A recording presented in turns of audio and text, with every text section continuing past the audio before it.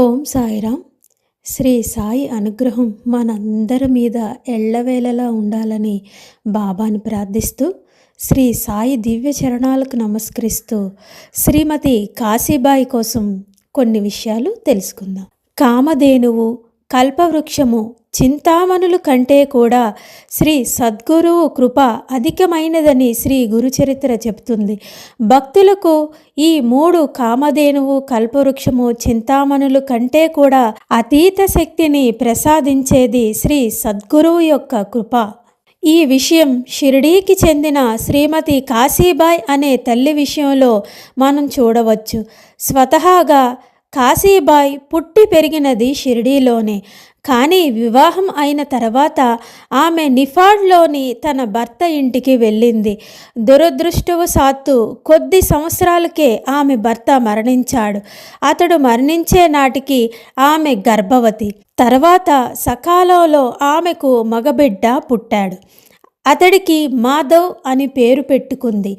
బిడ్డకు సంవత్సరం నిండాక ఆమె పుట్టింటికి తిరిగి వచ్చింది. షిరిడీలోనే తన తల్లిదండ్రుల వద్ద నివసించసాగింది. ఆమెది నిరుపేద కుటుంబం. రెక్కలాడితే కానీ డొక్కలాడేవి కాదు. ఆమె రోజంతా పొలంలో పనిచేస్తేనే కానీ కడుపు నిండేది కాదు. కానీ సంవత్సరం నిండిన బిడ్డను పెట్టుకొని ఆమె పనిలోకి ఎలా వెళ్ళగలదు? వాణ్ణి ఇంట్లో విడిచిపెడితే పగలంతా చూసుకునేవారు ఎవ్వరూ లేరు. చివరకు ఆమెకు తోచిన ఉపాయం ఒక్కటే.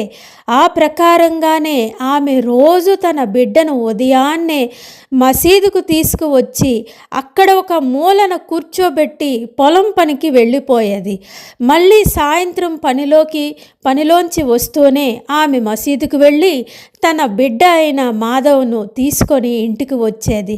ఎంతో అదృష్టవంతుడు కాశీబాయి బిడ్డ అయిన ఆ మాధవ్.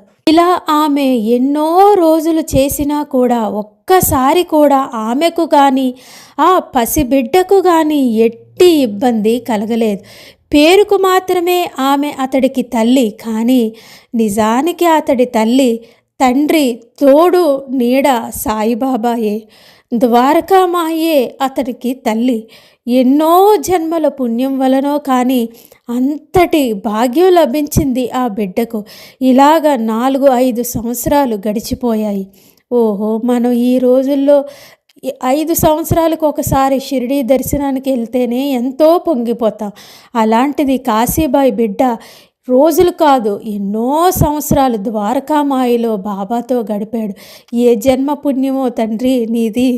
ఆ మాధవ్